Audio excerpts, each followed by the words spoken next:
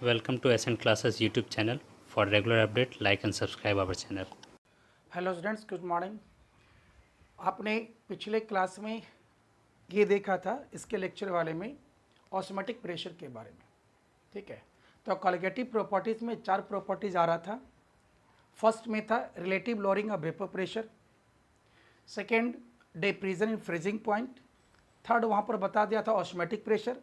But depression in freezing point के बाद हमको बतलाना चाहिए था एलिवेशन इन बॉइलिंग पॉइंट, क्योंकि दोनों का रिलेशन एक ही था। खैर, उससे कोई मतलब नहीं है, एक प्रॉपर्टीज बच गया है, that is depression in freezing point. आपका एलिवेशन इन बॉइलिंग पॉइंट बता दिया था, sorry elevation in boiling point बता दिया था, एक बच गया डिप्रीजन इन फ्रीजिंग पॉइंट। तो 4 कॉलिगेटिव प्रॉपर्टीज में 3 आपने पढ़ चुका, relative lowering of vapour pressure, elevation in boiling point and osmotic pressure, और एक जो बचा हुआ है वो है डिप्रीजन इन फ्रीजिंग पॉइंट। तो आज वही बताएंगे डिप्रीजन इन फ्रीजिंग पॉइंट के बारे में। तो ये डिप्रीजन इन फ्रीजिंग पॉइंट पहले कहलाता क्या है वो मैं हिंट कर दूं। आपने पिछले क्लास में पढ़ा था, अगर कोई सॉल्यूशन है, देखिए solution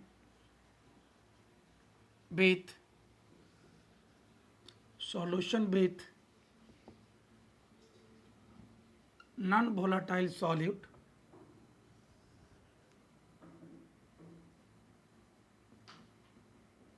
solution with non volatile solute, अगर कोई सॉल्यूशन है जिसमें कि नॉन वोलेटाइल सॉल्यूट है, तो वैसे कंडीशन में सॉल्यूशन का वेपर प्रेशर क्या था, डिक्रीज कर रहा था। तो वहाँ पर क्या होता था, vapour pressure of solution decreases, solution का वेपर प्रेशर डिक्रीज करता था, एंड वेपर प्रेशर डिक्रीज कर रहा था। तो वहाँ एक और था, क्या, बॉइलिंग पॉइंट,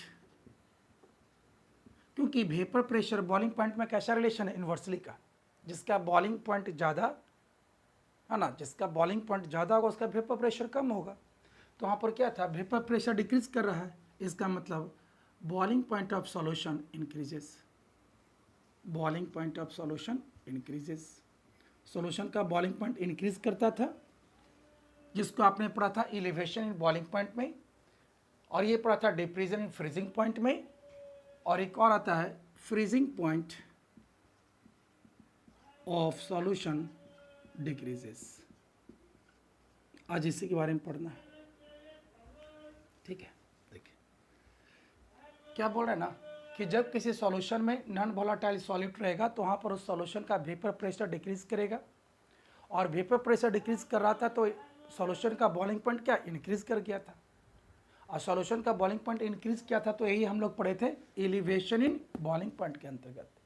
और जब वो वेपर प्रेशर वहाँ डिक्रीज कर रहा था तो क्या हो गया, बॉइलिंग पॉइंट बढ़ रहा था, but depression in freezing point, freezing point solution का घटेगा, एंड सॉल्यूशन का जो फ्रीजिंग पॉइंट घटा तो यही प्रॉपर्टीज आ गया डिप्रीजन इन फ्रीजिंग पॉइंट के अंतर्गत। तो आज हम यही पढ़ेंगे depression in freezing point delta T F, और ये हम लोग डेल्टा टी भी पढ़ चुके हैं। ठीक है, तो पहले के समझा देता हूँ जनरल फॉर्मेशन मजेज का, उसके बाद फिर ग्राफ के रूप में हम अलग से बता देंगे। जैसे late the freezing point, let the freezing point of solvent, अब मान लीजिए सॉल्वेंट यहाँ पर आपने यूज़ किया वाटर, इसका टेम्परेचर सॉल्वेंट के लिए टी नॉट एफ ले लीजिए। Freezing point of solvent water का कितना, 100 डिग्री सेंटीग्रेड, ये ले लिया। And the freezing point of solution, अब यहाँ पर क्या किया आपने, मीन्स वाटर में क्या ऐड कर दिया, शुगर, नॉन वोलेटाइल सॉल्यूट। तो क्या कि सॉल्यूशन में क्या, नॉन वोलेटाइल सॉल्यूट। अब यहाँ पर जो फ्रीजिंग पॉइंट होगा ना वो सॉल्यूशन का, वो क्या होगा, sorry freezing point, sorry 0 degree centigrade लेते हैं वाटर का। अभी देखिए सॉल्वेंट का फ्रीजिंग पॉइंट यहाँ 0 डिग्री सेंटीग्रेड हुआ, अब यहाँ पर नॉन वोलेटाइल सॉल्यूट ऐड किए, तब इसका जो फ्रीजिंग पॉइंट होगा वो 0 डिग्री से कम होगा। अब सपोज दैट ये T F freezing point of solution suppose -2 degree centigrade हो गया, तो देखिए सॉल्यूशन का फ्रीजिंग पॉइंट घट गया ना। तो वही लिखा था कि सॉल्यूशन में नॉन वोलेटाइल सॉल्यूट रहेगा तो उसका फ्रीजिंग पॉइंट घटेगा, और कितना से घट गया, तो 2 डिग्री से। जीरो माइनस माइनस टू, तो कितने का डिफरेंस, 2 का आ गया। तो सॉल्यूशन का जितने से फ्रीजिंग पॉइंट घटेगा वही कहलाता है डिक्रीजन इन फ्रीजिंग पॉइंट। तो हम बोल सकता हूँ that is the difference in freezing point of solvent, the difference in freezing point of solvent and and freezing point of solution is called depression in freezing point. Depression in freezing point, and that is delta TF। तो यहाँ delta TF is equal to क्या हो गया, freezing point of solvent T0F minus freezing point of solution, यही कहला गया depression in freezing point. अब इसी को और आगे मैं समझाता हूँ आप ग्राफ के द्वारा, जो आप पहले पढ़ चुका है। ये तो एक समझाने का प्रयास किया। देखिए अब पूरे का कंक्लूजन क्या हुआ यहाँ पर, कि अगर मान लिया गया कोई सॉल्वेंट है, सॉल्वेंट मान लीजिए वाटर है, तो वाटर का फ्रीजिंग पॉइंट कितना, 0 डिग्री सेंटीग्रेड। अगर उसमें आप कोई नॉन वोलेटाइल सॉल्यूट ऐड कर देंगे तो नॉन वोलेटाइल सॉल्यूट में आपका क्या हो सकता है, शुगर।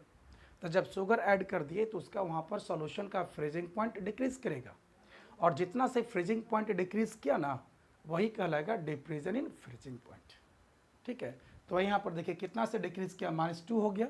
तो कितना से टोटल डिफरेंस हो गया, 2 का। तो डिप्रेशन फ्रीजिंग पॉइंट क्या हो गया, 2 हो गया, 2 डिग्री सेंटीग्रेड। ओके, चलिए अब इसी का ग्राफ के द्वारा समझाता हूँ मैं।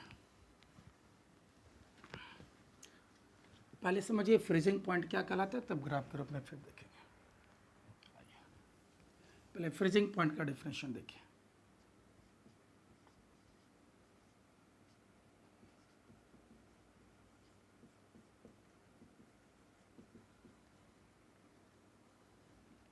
The temperature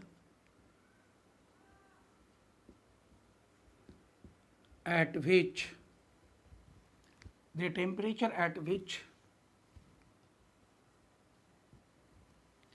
the vapor pressure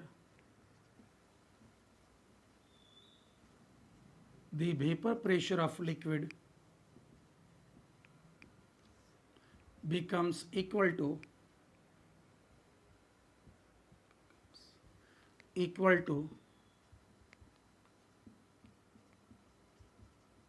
vapor pressure of solid phase। यहाँ पर लिक्विड फेज भी लिख सकते हैं। The temperature at which the vapor pressure of liquid phase becomes equal to vapor pressure of solid phase is called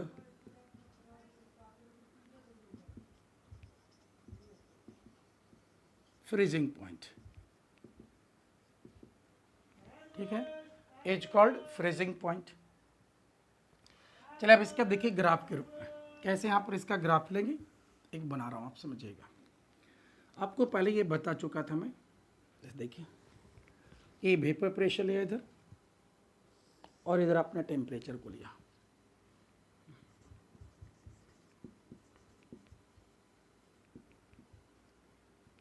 vapour pressure और ये side आपने temperature को लिया।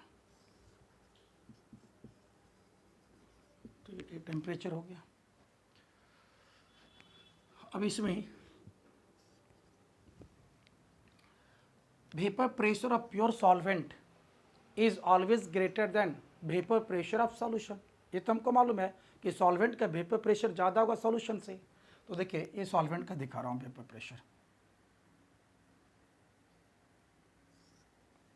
ये प्योर सॉल्वेंट का,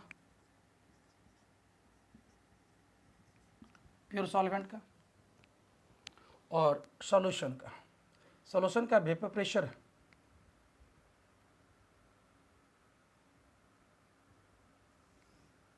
ये सॉल्यूशन का दिखाया,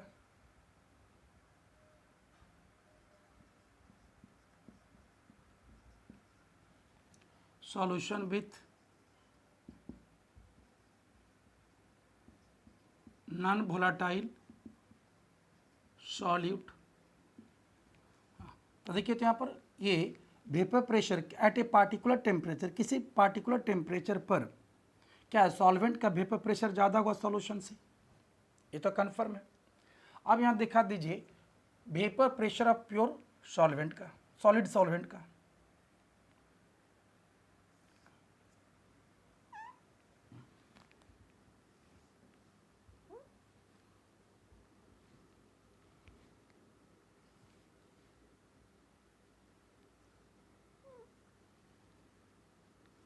ये दिखा है सॉलिड सॉल्वेंट का, solid solvent vapour pressure of solid solvent का। तो चलिए देखिए मिलाइए अब यहाँ पर, ये सॉल्यूशन है। देखिए डेफिनेशन क्या लिखा था कि the temperature at which the vapour pressure of liquid phase becomes equal to vapour pressure of solid phase. तो ये क्या सॉलिड फेज का है, यानी सॉलिड सॉल्वेंट का। तो ये जो सॉल्वेंट है और ये सॉल्यूशन है, तो देखिए तो इस सॉल्वेंट का आगे बढ़ाइए हम, देखिए ये सॉल्वेंट का इस टेम्परेचर पर क्या है, vapour pressure of solvent is equal to vapour pressure of solid phase. ये सॉलिड फेज एंड ये लिक्विड फेज का इस टेम्परेचर पर क्या हो गया, वेपर प्रेशर सेम हो गया। तो ये जो पॉइंट होगा, ये जो टेम्परेचर होगा, ये टेम्परेचर कहलाएगा vapour pressure of pure solvent. समझे? देखिए ये सॉल्वेंट का किस इस टेम्परेचर पर, सॉल्वेंट का जो है ना इस टेम्परेचर पर वेपर प्रेशर जो है सॉलिड फेज के इक्वल हो गया। फिर उसी तरह से यहाँ भी आइए, देखिए इसको,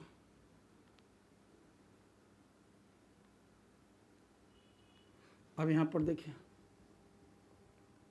ये सॉल्यूशन का वेपर प्रेशर सॉलिड फेज के वेपर प्रेशर के इक्वल हो गया। किस टेम्परेचर पर, इस टेम्परेचर पर। तो ये क्या लगेगा, वेपर प्रेशर ऑफ, सॉरी इस टेम्परेचर को बोलेंगे फ्रीजिंग पॉइंट ऑफ सॉल्यूशन, ये हो गया freezing point of pure solvent. क्या लगे, जिस टेम्परेचर पर सॉल्वेंट का वेपर प्रेशर एंड सॉलिड का वेपर प्रेशर सेम होगा, वो उस सॉल्वेंट का क्या होगा, फ्रीजिंग पॉइंट कहलाएगा। उसी तरह सॉल्यूशन का जो वेपर प्रेशर है सॉलिड फेज के वेपर प्रेशर के इक्वल हो गया, और जिस टेम्परेचर पर इक्वल हो रहा है उस टेम्परेचर को क्या बोलेंगे, यही हो गया फ्रीजिंग पॉइंट ऑफ सॉल्यूशन। तो ये फ्रीजिंग पॉइंट सॉल्यूशन हो गया। और इन दोनों के बीच जो डिफरेंस होगा ना, इन दोनों के बीच जो डिफरेंस हो गया, ये क्या हो गया, delta T F, depression in freezing point. तो यहाँ लिख सकते हैं depression in freezing point is equal to क्या हो गया, T F minus T naught F minus T F, depression in freezing point. ठीक है, तो यही चीज दिखाया जा रहा था इसमें। तो ये कन्फर्म हो गया कि हाँ सॉल्वेंट का एंड सॉल्यूशन का वेपर प्रेशर जिस टेम्परेचर पर सॉलिड फेज के वेपर प्रेशर के इक्वल होगा, वही उसके लिए फ्रीजिंग पॉइंट कहलाएगा, चाहे वो सॉल्वेंट हो या सॉल्यूशन हो। अब इसी से रिलेट कर नेक्स्ट में आइए, अब रॉल्ड्स law.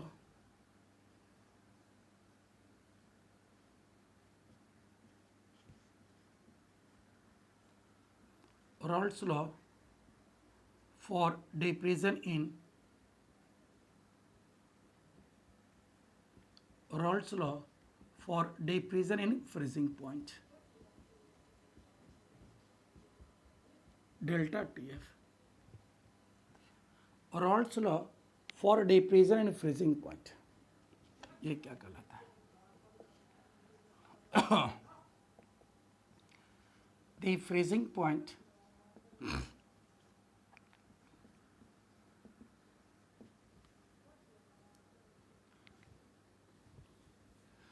the diffusion in freezing point, the diffusion in freezing point of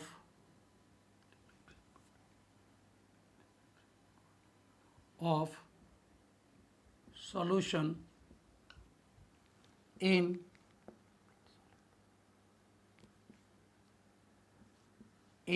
non-volatile solute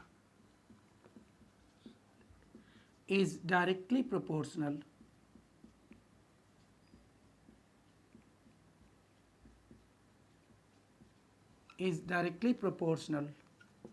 to the concentration of solute in terms of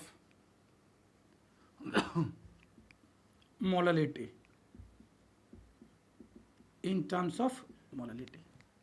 लिख सकता हूँ delta T F directly proportion to m, where m is the concentration of solute in terms of molality.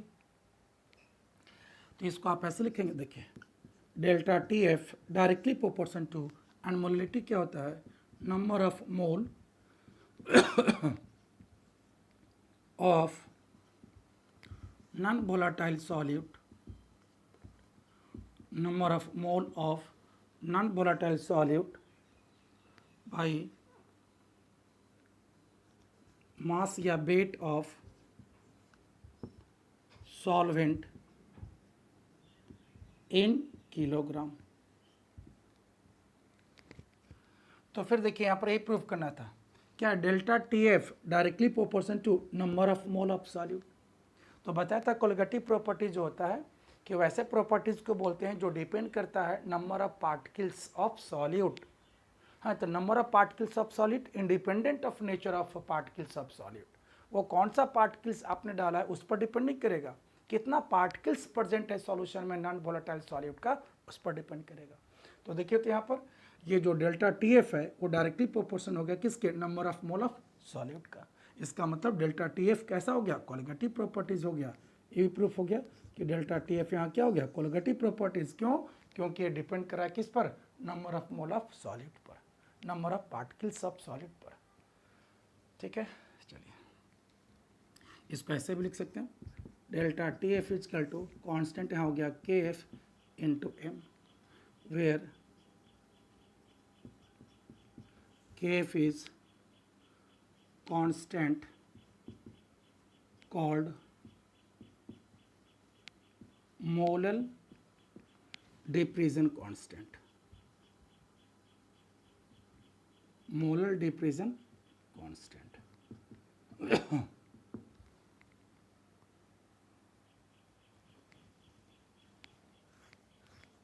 which depends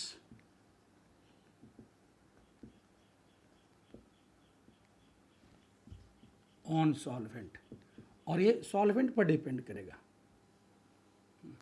particular solvent के लिए इसका value fixed होता है, water का, benzene का, जो भी सॉल्वेंट आप लेंगे उस पार्टिकुलर सॉल्वेंट के लिए केएफ का वैल्यू फिक्स्ड होगा।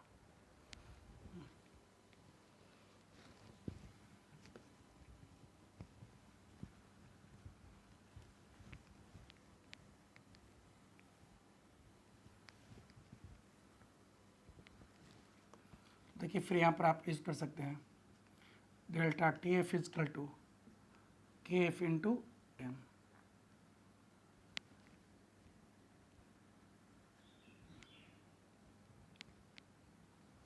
अब आप इस कंडीशन में देखिए unit of K F,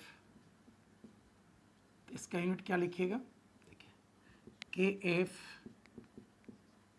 delta T F by M, delta T F by M. यहाँ पर फिर मैं लिख सकता हूँ ये डेल्टा टी एफ, ये क्या हो गया डेल्टा टी एफ,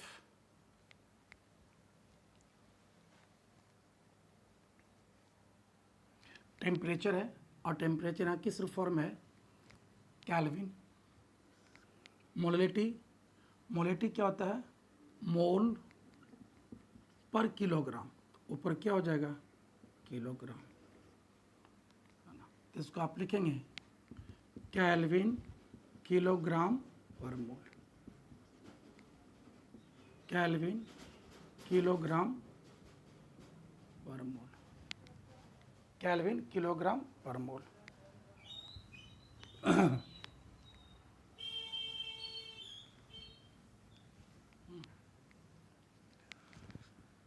अब इसी में हमको डिफाइन करना है। देखिए delta T F is equal to K F into M. अब ये डिफाइन करना है what is K F, molar diffusion constant क्या है।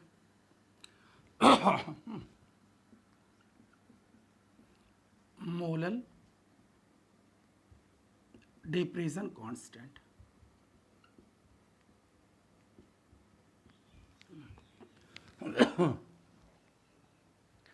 अब ये मोलर डिफ्यूजन कांस्टेंट क्या है। अब इसके लिए अब देखिए आगे फिर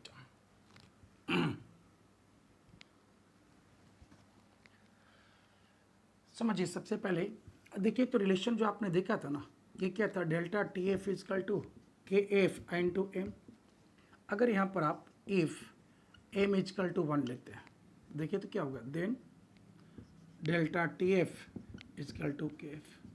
मतलब अगर सॉल्यूशन की मोलैलिटी 1 हो जाए तो जो वैल्यू आपका डेल्टा टी एफ का होगा वही के एफ कहलाएगा। अगर सॉल्यूशन की मोलैलिटी 1 हो जाए तो मोलैलिटी 1 हो जाएगा तो उस समय के एफ का वैल्यू डेल्टा टी एफ के इक्वल होगा। डेल्टा टी एफ जो होगा वही के एफ को बतलाएगा। एंड मोलैलिटी को आप बताए थे आप लोग को, देखिए वो मोलैलिटी ये क्या कैसे निकालते थे, मोल ऑफ सॉल्यूट है ना, मोल ऑफ सॉल्यूट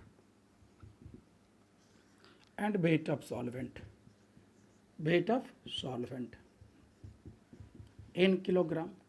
ये मोलैलिटी का वैल्यू कितना लाना है, 1। तो 1 लाने के लिए यहाँ पर क्या ले लीजिएगा, number of mole of solute. तो number of mole of solute यहाँ पर ले लीजिए आप 1 and weight of solvent, weight of solvent 1 kilogram. अगर आप ये लेते हैं तब यहाँ पर बोलिए एम का वैल्यू कितना आ गया, 1।